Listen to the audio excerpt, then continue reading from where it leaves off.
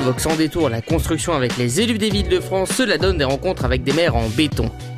Direction Roissy-en-Brie, cet ancien village devenu une commune paisible de Seine-et-Marne offre un cadre de vie de qualité entre nature et zone résidentielle. Relié à Paris par le RER E, Roissy-en-Brie s'illustre également par de nombreuses installations culturelles avec notamment une grande halle polyvalente installée dans un ancien corps de ferme. Si les grands chantiers ne sont pas à l'ordre du jour, Roissy se montre pourtant très actif sur le terrain de l'emploi avec un forum annuel dans lequel 800 emplois sont chaque année proposés aux Roisséens. C'est lors de ce forum, dans lequel PME BTP représentait les entreprises du bâtiment, que Sylvie Fuchs, nouvellement élue maire, nous a confié son point de vue sur le secteur BTP et ce qu'il pouvait apporter à cette ville qu'elle nous présente.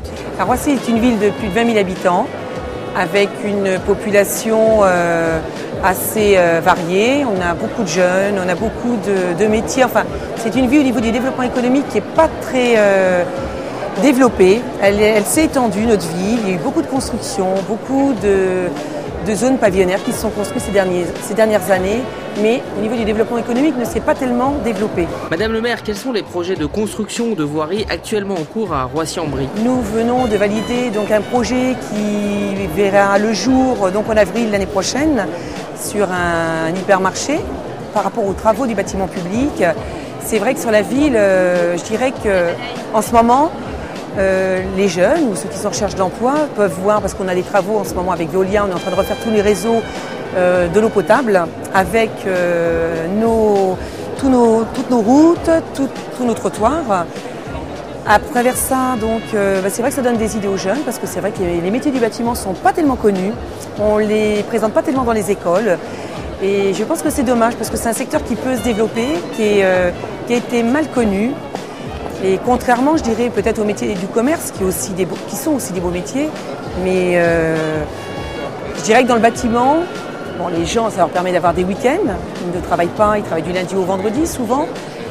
Les emplois deviennent de plus en plus intéressants, un peu moins pénibles qu'avant, parce qu'effectivement, ils ont des machines un peu plus sophistiquées qu'avant, même si ça reste toujours quand même des métiers quand même assez durs, mais avec des salaires qui sont quand même un petit peu plus corrects que dans le commerce.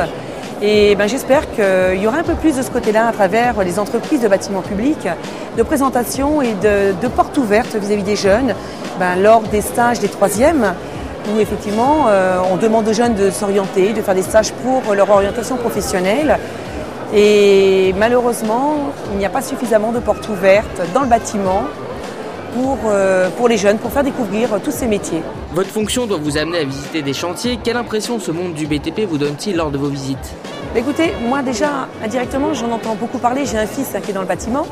Donc effectivement, je sais un petit peu les contraintes, les inconvénients et aussi le côté aussi agréable, la fraternité qu'il y a entre les équipes. Parce que c'est vrai, il y a quand même plusieurs corps de métier à travers le bâtiment. C'est vrai que chacun a un petit peu son rôle, hein, c'est une chaîne. Et non, moi je pense que c'est une très bonne organisation et c'est des métiers qui demandent à être connus un peu plus. Est-ce que vous aussi vous recrutez des professionnels du BTP dans votre personnel municipal? Pour l'instant, on n'a pas tellement de recrutement de prévu. On a des équipes, c'est vrai, qui travaillent dans ce domaine-là. C'est vrai que c'est pas évident, mais quelque part, ça les met en avant parce qu'ils sont proches de la population. Justement, ils sont sur le terrain. Et je pense que c'est une satisfaction aussi quand on remet en état, que ce soit ou les voiries ou des bâtiments ou des espaces publics, des écoles. C'est vrai qu'il y a un retour. Des fois, on est obligé d'intervenir avec des entreprises extérieures, bien sûr. On n'a pas tous les corps de métier.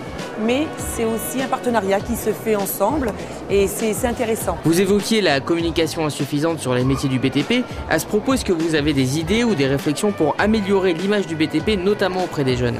Moi, j'aimerais quand même que les entreprises du bâtiment soient un peu plus disponibles, s'ouvrent plus justement sur les jeunes, ouvrent plus de stages, comme j'expliquais tout à l'heure, par rapport à nos jeunes de 3e qui doivent être en orientation.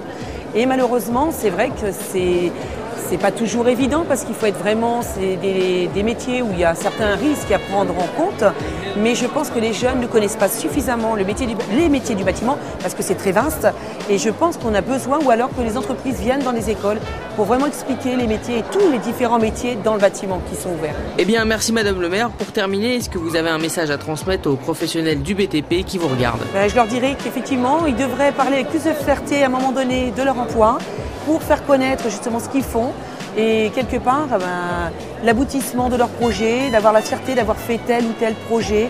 je pense qu'aussi c'est valoriser leur métier et je pense que c'est important, ça peut donner envie, en parlant plus souvent de son métier, que les jeunes adhèrent et choisissent cette voie.